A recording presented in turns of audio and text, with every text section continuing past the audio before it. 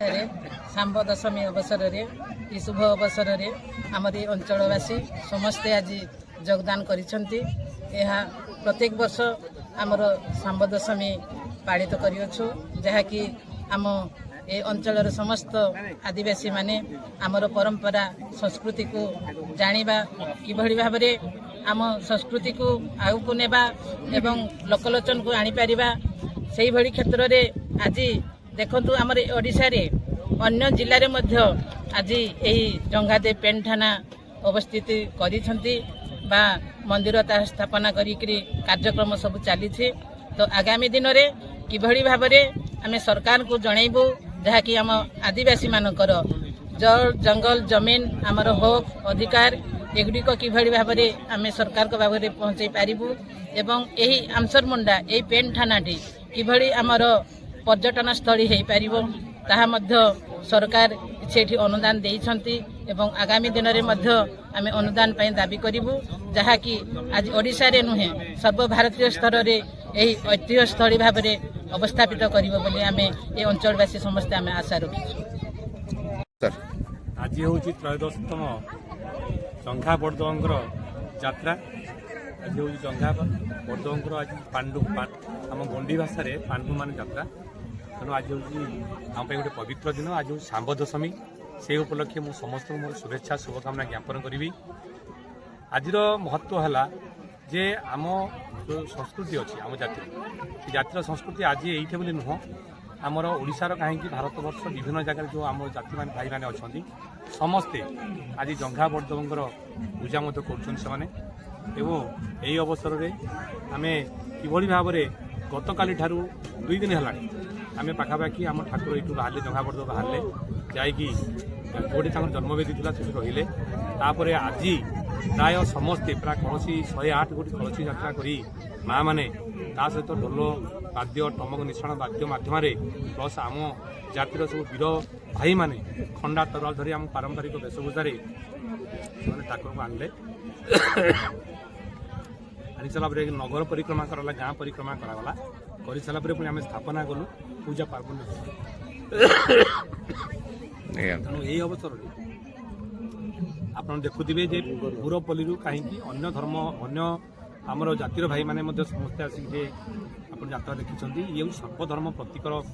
कहले अत्युक्ति हम ना। ये सरकार तरफ ये जो जगह आमर अच्छी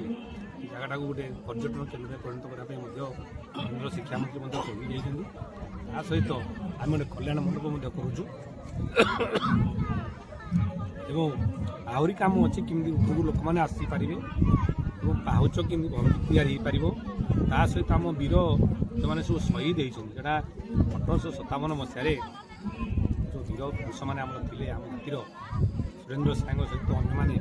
अन्य गत काली गोटे थिला आम जाइए संबलपुर केन्द्रमंत्री जाइए अन्य विधायक मैंने जाइए आम पाखापाखि 7-8 किलोमीटर यात्रा कलु से जगार आज दिन में से 54 जन को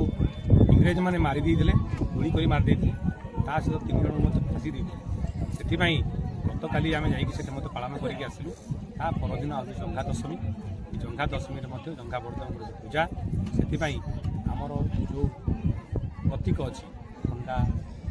निशाण भाला सब अच्छी धरिकी आम चाहूँ ये जगह को समस्ते देखूँ ओडिशार विभिन्न जगार कहीं भारत वर्ष विभिन्न जगार भाई मैंने आसतु सर्वधर्मर भाई मैंने आज आसतु देखूँ और आम परंपरा